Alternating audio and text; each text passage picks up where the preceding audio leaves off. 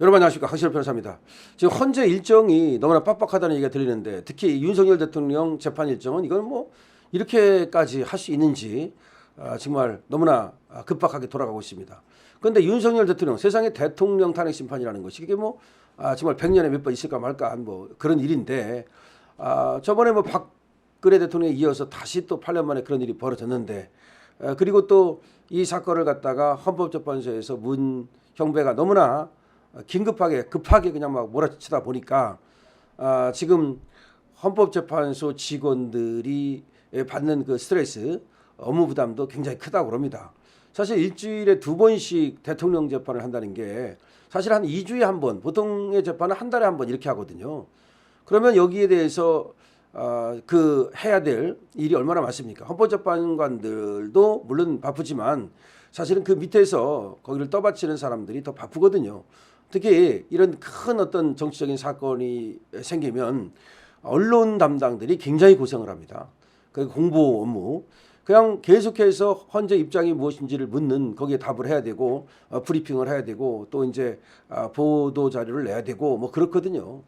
더군다나 지금 대통령 이 재판에 대해서는 증인 신문들이 하나하나 하는 발언들, 이런 것들이 국민의 관심사로 떠오르고 또 언론사들이 전부 다 여기에다 관심을 가지고 있으니까 거기와 관련해 가지고서 헌재에 대한 문의 같은 것들도 굉장히 많죠. 그래서 그랬는지 어제 안타까운 일이 벌어졌다는 것인데요. 지금 부산 서구 동구의 곽규택 의원이 자기의 페이스북에 글을 썼습니다. 안타깝습니다. 어젯밤에 헌법재판소에서 언론 업무를 보는 공보 담당관이 야근 중에 갑자기 쓰러져 수술을 받았다는 소식이 전해졌습니다. 아직도 의식이 없다고 합니다. 최근 과로와 스트레스로 어려움을 많이 호소하고 있었다는 얘기입니다. 문영배 헌법소장 대행께서는 무리한 재판 일정을 몰아붙이지 말고 직원들의 건강과 안전을 고려하여 주요 심판들에 대한 일정을 전반적으로 재조정할 것을 정중히 요청드립니다. 환자분의 조속한 쾌유를 빕니다. 지금 그렇지 않아도 탄핵 심판이 막 몰려들어가지고서 다른 때하고 달라졌는데, 윤석열 대통령의 이 재판을 갖다가 막 그냥 번갯불에 콩고 먹듯이 하려다가 하다 보니까 지금 직원들의 그 업무 부담이 엄청나게 크다고 봐야 됩니다. 사실들은 이게 이제 문제는 뭐냐면 직원들의 업무 부담이 커서 이와 같은 어떤 지금 쓰러졌다는 거 아닙니까? 의식이 지금 없다는 거 아닙니까?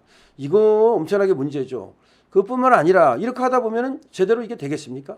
직원들이 이렇게 쓰러질 정도로 이렇게 스트레스를 받고 업무 부담을 과중을 갖다가 이렇게 걱정하고 호소하고 있는데, 그렇다면 이 직원들이 해야 될 일도 많아요.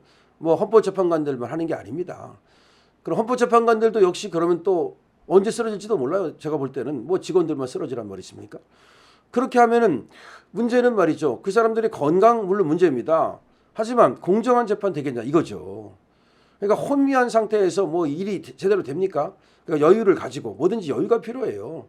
그 여유를 가지고 천천히 생각해 가면서 차근차근 이렇게 할 때 빠지는 것도 없고, 그다음에 꼼꼼히 챙길 수 있고, 그래서 그야말로 증거 관계라든지 사실 관계라든지 이거 하나하나 좀 점검해 가면서 체크해 가면서 그렇게 해도 크게 늦지 않거든요.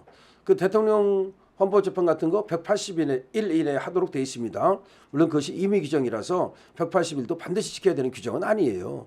아니 공직선거법 같은 경우는 6개월 안에 하라고 해도 2년 2개월씩이나 걸리고 뭐 그러잖아요. 그래서 180일 정도가 일행의 기준인데 적어도 일행의 기준에 맞추면 돼요.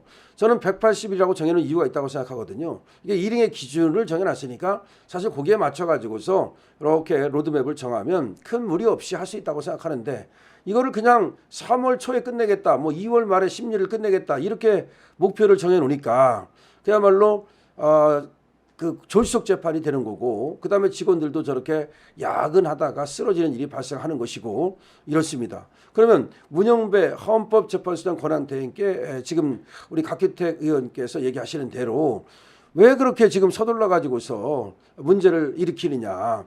여기는 피고인의 방어권이 첫 번째 보장이 안 되잖아요. 피고인의 방어권을 충분히 보장해서 사실관계를 밝히고 그다음에 사실조회 같은 것도 좀 받아줘야 되거든요. 근데 선관위에 대한 사실조회는 일체 받아주지 않고 있습니다. 그거 말고도 재판을 빨리 끝내겠다는 목표 하에 사실상 이 목표를 정해놓고 하는 재판이라고 하는 의혹까지 있단 말이죠. 이 헌법재판관들도 이번 그 재판을 지금 중하게 생각해야 됩니다. 이거는 엄청난 어떤 그 사명을 부여받은 거예요. 그러니까 대통령이라고 하는 자리가 국민의 직접 선거로 뽑은 정당성을 가지고 있는 그런 어떤 자리인데 여기에 대해서 사소한 어떤 거 트집 잡아가지고서 대통령을 끌어낼 수는 없는 것이거든요. 근데 지금 보면은 많은 것이 공작이라는 냄새가 나잖아요. 지금 내란 공작, 탄핵 공작이라고 대통령께서도 분명하게 얘기를 했지 않습니까? 12월 6일부터 시작이 됐다. 그게 홍장원으로부터 비롯되고 각종군으로부터 비롯됐다. 근데 홍장원과 각종군은 전부 다 민주당 애들하고 서로 내통하면서 이걸 만들어냈다. 자, 근데 그런 얘기를 분명히 했음에도 불구하고 그런 것들을 다 소홀히하고 그랬다가 나중에 정말 그렇게 역사적으로 밝혀지고 나중에 또 이제 다 밝혀지게 돼 있어요. 다 홍장원이니 각종군이니 다 이제 걔들이 민주당으로부터 어떤 회유를 받았는지 어떤 주문을 받았는지 왜 그런 얘기를 했는지 이런 것들이 다 밝혀지게 됐다고요. 그랬을 때 이것이 저들의 내란 공작이고 그다음에 탄핵 공작이라는 거 밝혀졌을 때 그걸 다 무시했다면 나중에 그 책임을 어떻게 질 겁니까?